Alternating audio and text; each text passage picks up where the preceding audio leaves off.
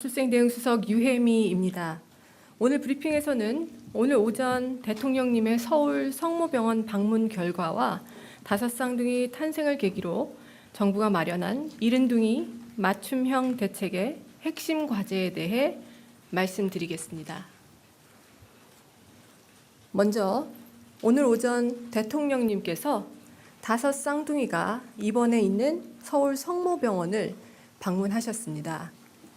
국내 최초로 자연임신으로 탄생한 다섯 쌍둥이는 지난 9월 20일에 태어나 현재 신생아 집중치료실에서 치료를 받고 있습니다. 대통령님은 다섯 쌍둥이가 입원해 있는 신생아 집중치료실을 찾아 다섯 쌍둥이의 주치의로부터 다섯 쌍둥이의 건강 상태에 대한 설명을 들으셨습니다. 다행히도 다섯 쌍둥이는 의료진의 헌신적인 노력 덕분에 건강하게 성장하고 있습니다. 태어났을 때 채 1kg도 되지 않았던 다섯 쌍둥이는 약 2개월이 지난 지금 2kg 가까이 성장하였습니다. 이어 대통령님은 다섯 쌍둥이 등 이른둥이 부모들, 의료진과의 간담회에서 이른둥이를 출산하고 양육하는 과정에서의 어려움과 건의사항을 청취하였습니다. 대통령님께서는 모두 발언을 통해 다섯 쌍둥이를 무사히 출산한 부모에게 축하를 드리고 이를 도운 의료진들에게도 감사를 표하셨습니다. 대통령님 본인도 2.3kg 이른둥이로 태어나서 이른둥이 아기들을 볼 때 마음이 더 애틋하고 각별하다고 말하셨습니다. 그리고 신생아 집중치료실에서 초저출생아, 고위험 신생아 생명을 살려내는 모습을 보고 대통령직에 취임한 이후 실시한 현장 방문 중에서 가장 큰 감동을 받았다고 하셨습니다. 아이들이 건강하게 자랄 수 있도록 하는 것은 국가와 사회의 가장 기본적인 책무이고 아이들에 대한 조기 투자가 더 효과적이므로 앞으로도 정부는 아이들을 위한 다양한 투자를 대폭 확대해 나가겠다고 하셨습니다.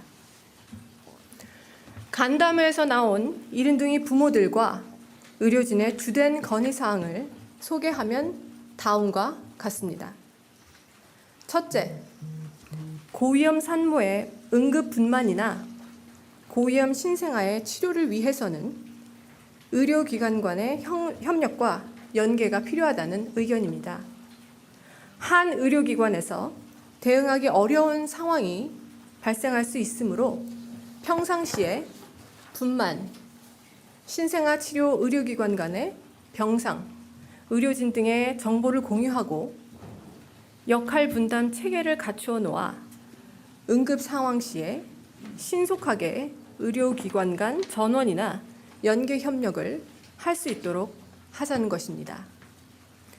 둘째, 이른둥이는 수개월 동안 인큐베이터에서 합병증으로 다양한 치료를 받는 경우가 많고 다둥이의 경우에는 치료비가 몇 배로 증가함에 따라 경제적으로 부담이 크므로 의료비 지원을 늘려줬으면 한다는 의견입니다.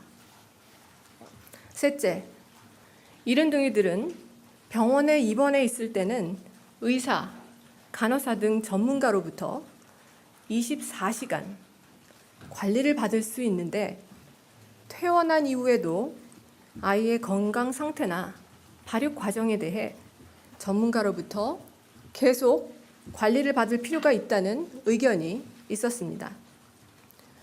마지막으로 정부의 각종 서비스 지원 기준일이 출생일을 기준으로 되어 있는데 이른둥이들은 출생 예정일보다 일찍 태어나고 중환자실에 오래 입원한 후에 태어나면 각종 보건복지 서비스의 수혜 시기를 놓치거나 수혜 기간이 줄어들어 불이익을 받는 경우가 많다는 의견입니다.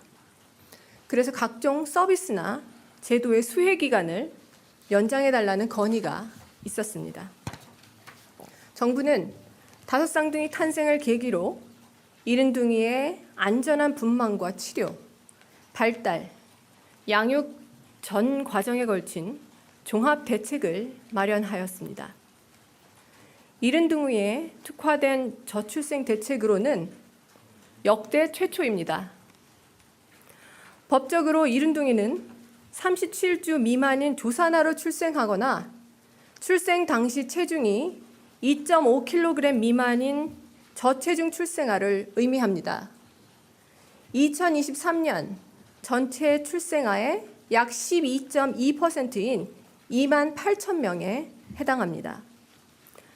이른둥이들은 출생 직후 중환자실에 오래 입원하는 등 신생아기 집중 치료가 필요하고 발달이 지연될 위험이 있어 부모들은 일과 치료, 육아의 삼중고를 겪게 됩니다.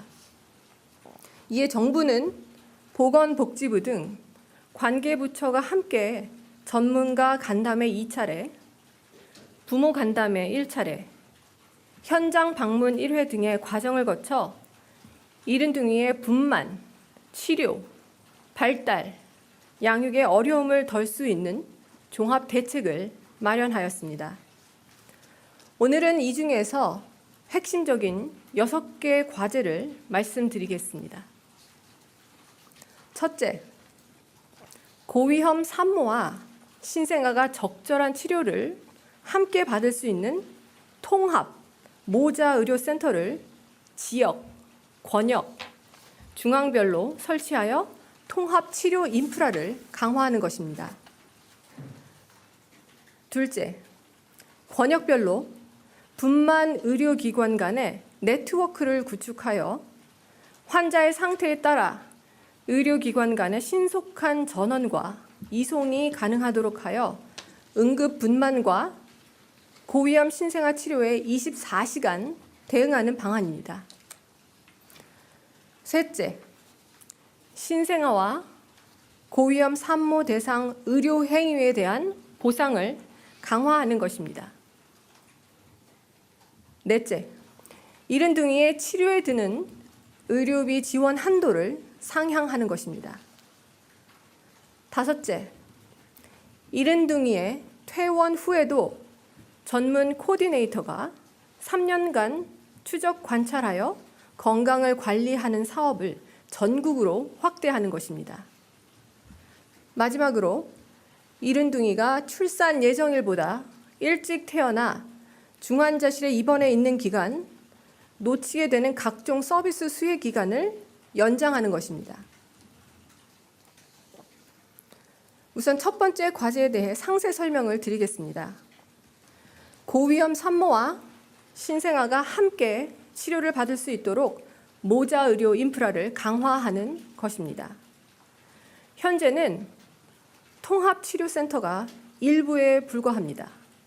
그리고 신생아 집중치료센터는 별도로 나뉘어져 있어 고위험 산모, 신생아가 통합적인 관리를 받기 어렵기 때문에 태아나 신생아, 임산부의 사망 위험이 높아질 수 있습니다. 앞으로는 산모와 신생아의 위험도와 중증도에 따라 1차 지역센터, 2차 권역센터, 3차 중앙중증센터, 3단계로 고위험 산모, 신생아 통합치료 인프라를 강화할 계획입니다. 최중증 산모와 신생아에 대한 최종 치료 역할을 하는 중앙중증 모자의료센터를 2개소 신설하고 신생아 집중치료센터는 지역센터로 개편하면서 신생아 치료 기능뿐만 아니라 산모 분만 기능도 추가하는 방안입니다. 아울러 운영비 지원도 확대하여 고위험 산모와 신생아가 필요한 순간에 적절한 의료기관에서 질 높은 치료를 받을 수 있을 것으로 기대됩니다. 두 번째 과제입니다. 현재는 모든 분만 의료기관이 역할 분담 없이 각자 따로 기능을 하고 있어서 고위험 산모의 치료나 응급 상황에 대처할 수 있는 진료 협력 체계가 미흡한 실정입니다. 그 결과 지역에 따라 신생아와 산모의 위험도에 따른 적정 치료를 받기 어려울 수 있고 의료기관 간의 체계적인 이송 체계도 없어 응급 상황에 대한 대응이 어려운 상황입니다. 이를 개선하기 위해 권역별로 분만 의료기관 간의 네트워크를 구축하고 응급 한라인을 마련할 계획입니다. 또한 고위험 분만 입원이 가능한 의료기관, 병상 정보를 실시간으로 공유하고 응급 상황 발생 시 이송 연계, 상황 판단 등을 지원하기 위한 전담팀을 운영하는 정보 시스템도 함께 마련할 계획입니다. 이를 통해 응급분만이나 고위험 신생아가 치료가 필요한 상황이 닥치면 중증도와 위험도에 따라 적절한 의료기관으로 신속하게 이송, 전원될 수 있게 됩니다. 이 사업은 건강보험 수가 시범 사업으로 지원하며 내년 상반기부터 시범 사업이 시작될 예정입니다. 세 번째 과제입니다. 올해 신생아 집중치료실 입원료와 전담 전문의 수가를 인상하였고 소아 신생아 대상 고난도 수술 281개 항목의 수가를 대폭 인상한 바 있습니다. 그러나 여전히 고위험 신생아와 임산부의 치료에 대한 보상이 부족하여 산부인과와 소아청소년과 의료진의 어려움이 가중된다는 의견이 있습니다. 이에 앞으로도 신생아 집중치료실과 고위험 임산부 집중치료실 그리고 신생아 대상 고난도 의료 행위에 대한 건강보험 수가를 인상하여 현장 의료진에 대한 보상을 강화하겠습니다. 네 번째 과제입니다. 이른둥이는 저체중이거나 조기 출생일수록 각종 질환이 발생할 가능성이 높아져 치료에 의료비가 많이 들고 있습니다. 현재 이른둥이의 체중에 따라 의료비, 건강보험, 본인 부담금, 비급여에 해당되는 부분입니다. 의료비를 300만 원에서 최고 1천만 원까지 지원하고 있는데 이를 출생 체중에 따라 400만 원에서 최고 2천만 원까지 상향 조정하게 됩니다. 1kg 미만으로 태어난 5쌍둥이의 경우 각각 1천만 원이 오른 2천만 원까지 의료비를 지원받을 수 있게 됩니다. 이를 통해 이른둥이 부모의 의료비 부담을 대폭 덜 수 있을 것으로 기대됩니다. 다섯 번째 과제입니다. 이른둥이는 운동, 언어, 인지 등 여러 영역에서 발달 지연 위험이 높아 퇴원 후에도 지속적인 추적 관리가 필요합니다. 현재 32주 미만 출산 또는 1.5kg 미만으로 태어나 신생아 집중치료실에 입원한 고위험 이른둥이가 신생아 집중치료실을 퇴원한 이후 3년간 발달 상황을 전문 코디네이터로부터 계속 확인받아 문제가 생겼을 경우 전문 의료인에게 상담, 검사, 치료를 받도록 연계해주고 있습니다. 서울, 부산 등 6개 지자체에서 시행하고 있는 이 사업에 대한 부모들의 호응도가 매우 높아 내년부터는 전국 17개 지자체로 확대할 예정입니다. 지역에 관계없이 이른둥이들이 병원 퇴원 후에도 전문 인력으로부터 계속 관리를 받을 수 있게 됨에 따라 건강 상태를 수시로 확인받고 문제가 있을 경우 조기에 발달, 재활 서비스를 연계받아 보다 건강하게 성장할 수 있을 것으로 생각합니다. 마지막 과제입니다. 대부분의 출생아는 출생 예정일과 크게 차이 없이 태어나 필요한 시기부터 정부의 각종 보건복지 서비스를 이용받을 수 있게 됩니다. 그러나 이른둥이는 출생 예정일보다 일찍 태어나 중환자실에 오래 입원해 있다 보니 정부의 보건복지 서비스를 이용할 수 있는 시기를 놓치거나 이용 기한이 줄어드는 문제점이 있습니다. 그래서 이번에 생애 초기 건강관리 서비스, 건강보험, 외래 본인 부담, 경감 지원 등 제도의 수혜 기간을 당초 출생 예정일을 기준으로 기한을 선정하는 방식 등으로 변경하여 필요한 서비스를 제때 받을 수 있도록 개선하겠습니다.